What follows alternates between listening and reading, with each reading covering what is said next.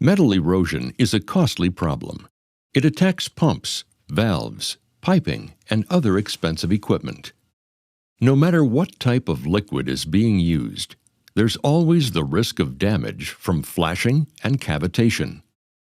Wherever there's a restriction in flow, the decrease in pressure can cause a fluid to reach its vapor point. Flashing occurs when the fluid vaporizes and remains a vapor. Metal erosion caused by flashing appears smooth and shiny. Cavitation occurs when the fluid vaporizes, then returns to a liquid state as the pressure increases downline.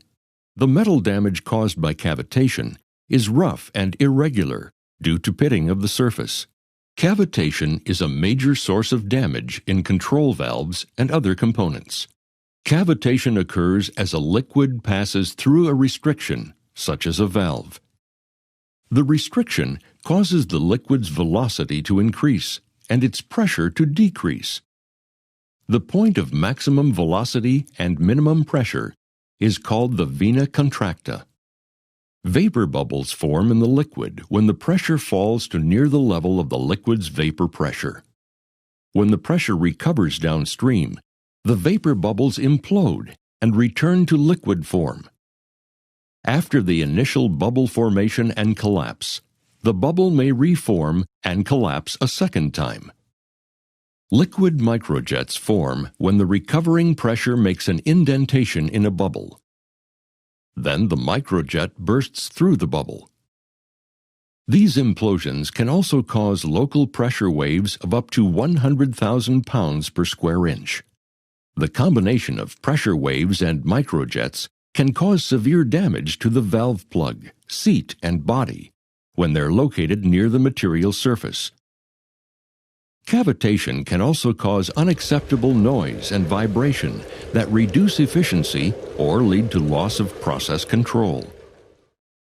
Even though cavitation occurs, it doesn't always cause damage. The extent of cavitation damage is affected by the following factors: the intensity of the cavitation. Greater drops in pressure increase the potential for damage. The materials used in the construction of the area where the cavitation occurs. Hardened materials reduce damage. The length of exposure to cavitation. The more frequently that cavitation occurs in an area, the more likely it is to sustain damage. Valve size. Increasing the valve size tends to make the effects of cavitation worse.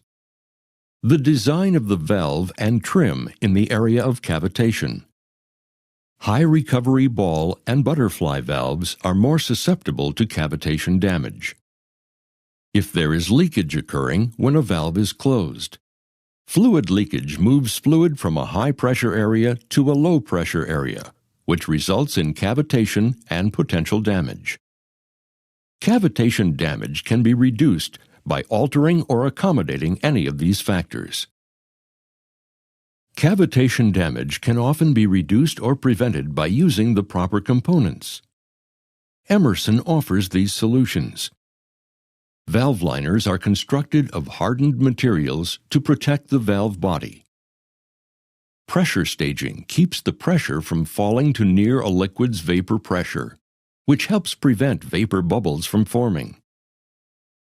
Pressure drops are staged by the use of expanding nozzles or expanding flow areas. For example, in the Cavitrol 3 valve trim, nozzles have holes shaped to manage flow separation. Multiple small holes shift the noise to higher frequencies. Cavitation is isolated by directing fluid into the center of the valve using a flow-down orientation so bubbles implode away from the valve components. In addition, the Cavitrol 4 valve trim has expanding flow areas that decrease pressure as the fluid flows through. Limits changes in pressure at each step to prevent fluid from reaching the vaporization point, and prevents leakage. Fisher Control Valve Technology from Emerson Process Management provides customers around the world with leading critical valve solutions. You can count on Fisher products, backed by its 125 years of valve development and manufacturing experience, to solve your critical valve needs. For additional information on controlling cavitation damage or to learn about specific solutions, call your local Emerson Process Management sales office. To locate your local sales office, see us at www.fisher.com.